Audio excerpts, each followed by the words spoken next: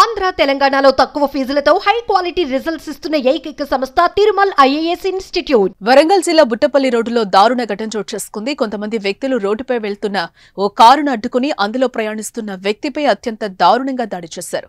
ఇనప రాడ్లతో విచక్షణారహితంగా దాడి చేసిన ఘటనతో ఒక్కసారిగా వరంగల్ నగరం ఉలిక్కిపడింది. వరంగల్ జిల్లాలో గత కొద్ది రోజుల నుంచి వరుసగా దారుణ ఘటనలు చోటు చేసుకుంటున్నాయి. తాజాగా నడి రోడ్డుపైన ఓ వ్యక్తిపై కొంతమంది దుండగులు ఇనప రాడ్లతో హత్యాయత్నానికి పాల్పడ్డారు. ఈ దాడిలో గాయపడిన వ్యక్తిని డాక్టర్ గాదె సిద్ధార్థ రెడ్డిగా పోలీసులు గుర్తించారు. కారులో వెళ్తున్న సిద్ధార్థ రెడ్డిని అడ్డగించి ఆయనను కారు నుంచి బయటకి లాగి ఇనప రాడ్లతో విచక్షణారహితంగా దాడి చేశారు. వరంగల్ బుట్టపల్లి మధ్య ప్రధాన రహదారిపై కాపు కాసిన దుండగులు ఆయన కారు వస్తుందని గమనించి కారు ఆపి ఈ దాడికి తెగబడ్డారు. ఆయనను విపరీతంగా కొట్టి అక్కడి నుంచి పారిపోయారు.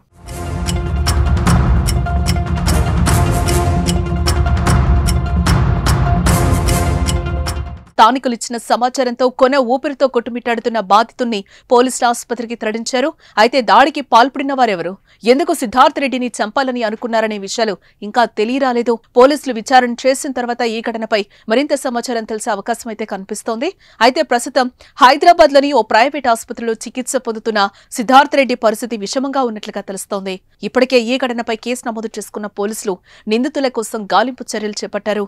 వీలైనంత త్వరగా నిందితులను పట్టుకుంటామని పోలీసులు అంటున్నారు. ఇక ఇదిలా ఉంటే గత కొద్ది రోజుల క్రితం అదే రోడ్డులో గంజాయి బ్యాచ్ అతిగా తిరుగుతూ వచ్చిపోయే వాళ్లపై దాడికి పాల్పడుతున్నట్లుగా స్థానికులు చెప్తున్నారు. ఒకవేళ గంజాయి బ్యాచ్ డాక్టర్ పై దాడికి పాల్పడి ఉండవచ్చని పోలీసులు అనుమానిస్తున్నారు. మొత్తానికి స్థానికంగా ఉంటున్న బస్తీవాసుల దగ్గర సమాచారం సేకరిస్తున్నారు పోలీసులు. డబ్బుల కోసం గంజాయి బ్యాచ్ దాడి చేశారా, లేకేమైనా కుట్ర కోణం ఉందా అనే కోణంలో పోలీసులు విచారణ చేస్తున్నారు.